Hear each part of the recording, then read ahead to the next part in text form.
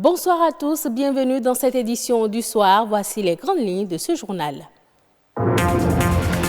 Les communautés à la base s'imprègnent de la loi cadre relative à l'exportation d'hydrocarbures via Cotonou pour Niamey. Ils nous parleront dans cette édition de l'intérêt et du rôle des populations dans la réussite du projet. Les PME et PMI installés au Bénin seront désormais raccordés gratuitement à l'eau et ce dans un délai de 6 jours maximum. La décision vise à favoriser le climat des affaires pour les investisseurs. Tout comme les entreprises, les organisations de la société civile sont aussi régies par des tests. Quel est le processus de création et que faut-il faire pour les statuts juridiques des ONG au Bénin? Plus de précisions dans cette édition. Un nouveau pas décisif vient d'être franchi dans la réalisation du projet Pipeline Export Niger-Bénin. Dans la mise en œuvre de ce géant projet d'exportation d'hydrocarbures via Cotonou pour Niamey, les maires des communes bénéficiaires du Bénin et les préfets se sont imprégnés du contenu de la loi qui encadre la construction et l'exploitation du dit projet. C'est à la faveur d'un atelier organisé mardi à Cotonou. Quelques maires et préfets nous exposent à travers ce reportage que je vous invite à suivre l'intérêt du projet et le rôle des populations dans sa réussite. Long de 2085 km, dont 667 sur le territoire béninois, le Pipeline Export Niger-Bénin est un grand réseau de transport d'hydrocarbures que le Niger ambitionne construire. Le pays choisit le Bénin pour la construction et l'exploitation du pipeline qui va servir à transporter à grande distance et en grande quantité son pétrole brut vers les côtes de l'Atlantique. On est en train de parler d'un projet important, d'un projet export entre le Niger et le Bénin. Il s'agit d'un projet, n'est-ce pas, de pipeline qui va vraiment drainer assez de ressources financières, mais également assez de ressources humaines. Des ressources humaines seront sollicitées au Bénin comme au Niger pour la construction du pipeline qui va d'ailleurs traverser près d'une vingtaine de communes entre Malanville et Sémékodi. Chacune des communes va bénéficier de la réalisation d'ouvrages socio-communautaires. Mais avant le démarrage des travaux, les autorités communales invitent les populations à collaborer. Si je prends le pipeline de Bemereke sur 80 km, forcément ça va traverser des champs, des rivières, des forêts, et peut-être des plantations, même peut-être certains villages qui sont éloignés, parce que si je prends le cas des Peuls qui habitent toujours en brousse, ça peut les affecter. Ça peut affecter carrément un village où ils sont obligés de se déplacer. Donc j'attends un accompagnement, c'est-à-dire une compréhension très poussée de ce que va être ce projet-là et de ce que va être l'impact positif de ce projet-là sur notre économie et qu'ils acceptent le dédommagement qu'on va leur proposer afin que le projet soit réalisé. La réalisation du pipeline Export Niger-Bénin aura une capacité de transport de 4,5 millions de tonnes de pétrole brut par an, soit 35 millions de barils. 8 stations de pompage doivent être construites, dont 6 au Niger et 2 au Bénin. Ici, les maires dont les communes sont bénéficiaires et les préfets prennent connaissance du projet. C'est pour nous amener à poser des questions, à lever nos inquiétudes pour que, en retour, nous puissions déjà au prochain conseil informer nos conseils communaux et après répandre la nouvelle au niveau des populations pour les sensibiliser afin qu'il y ait vraiment un accompagnement positif. Pour qu'il y ait un accompagnement positif de la part du Bénin, population, autorités locales et communales, cadre technique à l'opérationnel, tous constituent sans nul doute la cheville ouvrière du projet.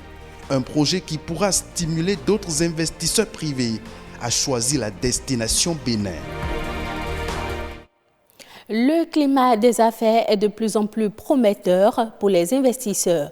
Après la gratuité du raccordement à l'électricité, les PME et PMI se voient désormais soulagés pour tout raccordement à l'eau. Le raccordement est désormais gratuit et le délai passe dorénavant à 6 jours maximum. Plus de détails dans ce reportage de Rodrigue Babagbeto et Ernest Tetego.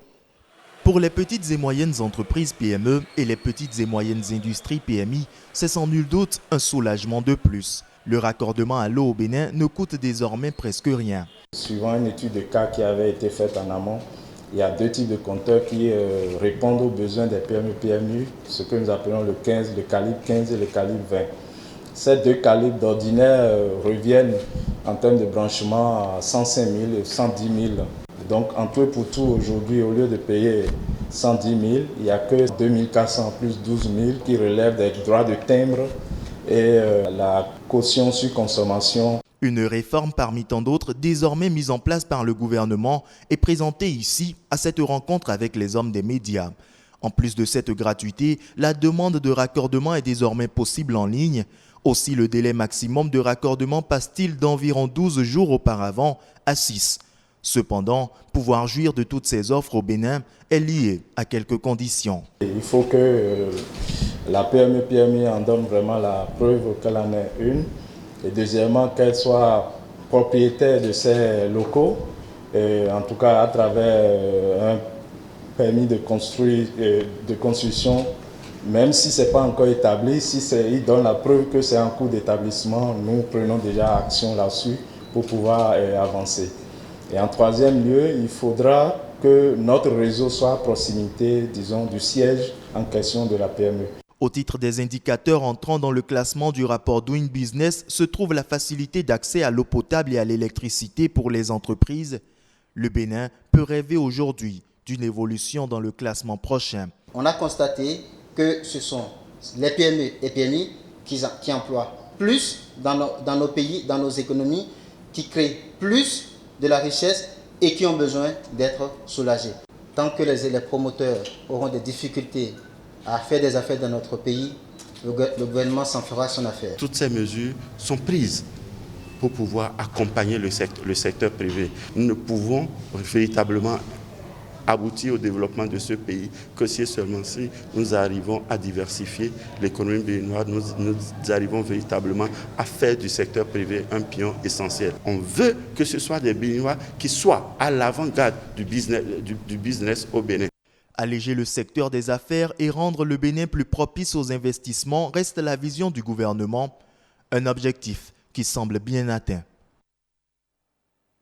Elles sont des ONG à intérêt public. Les organisations non gouvernementales ne relèvent pas d'une institution ou d'un État et sont indépendantes. Cependant, elles interviennent pour l'intérêt public. Comment crée-t-on une ONG et quels sont les statuts juridiques de ces associations au Bénin?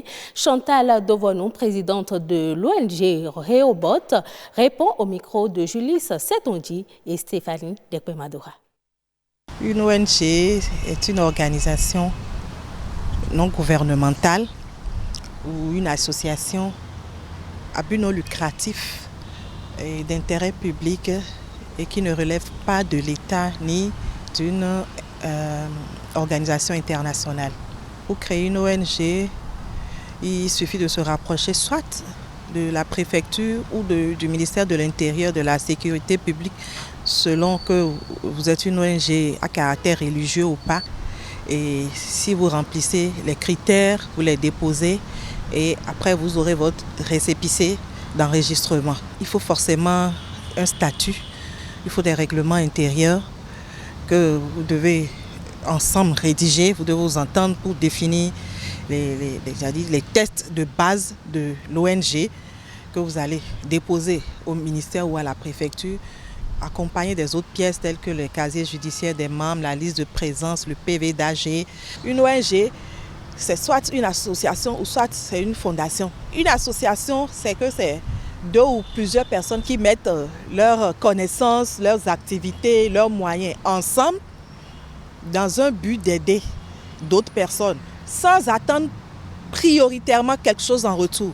Par contre, la fondation, c'est une autre structure ou une autre personne qui affecte son patrimoine à la structure pour une cause donnée. Toute personne qui a vraiment à cœur une cause qu'elle veut défendre, elle peut être une personne morale comme physique, peut créer une ONG. Il y a beaucoup d'opportunités que les ONG peuvent offrir parce que Déjà, un jeune qui finit, par exemple, ses études et qui recherche un stage, je crois que c'est déjà une grande opportunité. Le plus grand capital de l'ONG, c'est le capital humain. Quand tu trouves 1, 2, 3 personnes qui adhèrent à la vision, qui comprennent la vision et qui la portent avec toi, tu es parti. Suivons à présent le condensé des autres faits marquants de l'actualité nationale en bref et en images, une compilation présentée par Perspective Tossa.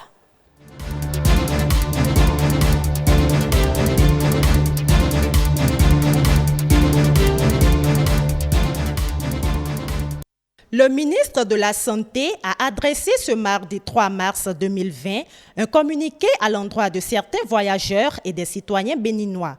Dans ce communiqué, il incite les citoyens à signaler les voyageurs venant des pays touchés par le coronavirus. Plusieurs voyageurs en provenance des pays touchés par l'épidémie du coronavirus usent de manœuvres pour échapper au dispositif de contrôle. C'est pourquoi il appelle à une prise de conscience individuelle et collective et à une veille générale.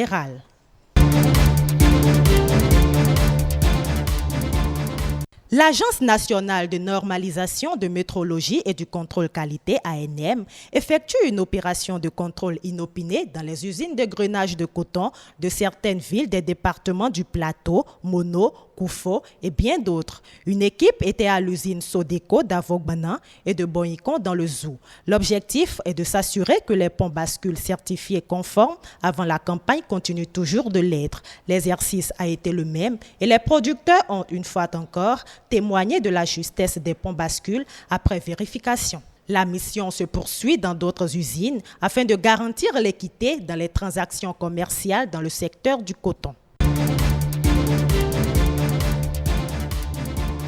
Le Bénin est retenu pour accueillir le championnat de football des écoles. Pour la toute première fois en Afrique, le Bénin sera le carrefour de cette initiative financée à terme par la Fédération internationale de football association. Ceci s'inscrit dans le cadre de la mise en œuvre de la convention de coopération entre la FIFA, la Fédération béninoise de football et le gouvernement. Les 2 meilleures écoles qualifiées au niveau de chaque zone s'affronteront pour le championnat continental qui sera organisé par le Bénin courant 2020.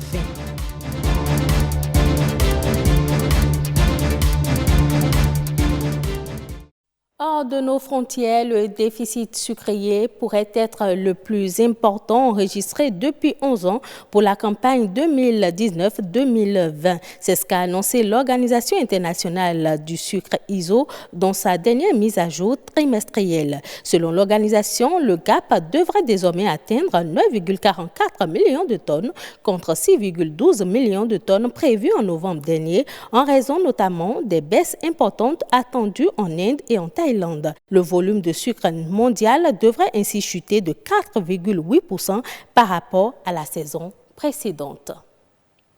Et ce sera tout pour cette édition. Merci de votre fidélité à BB24.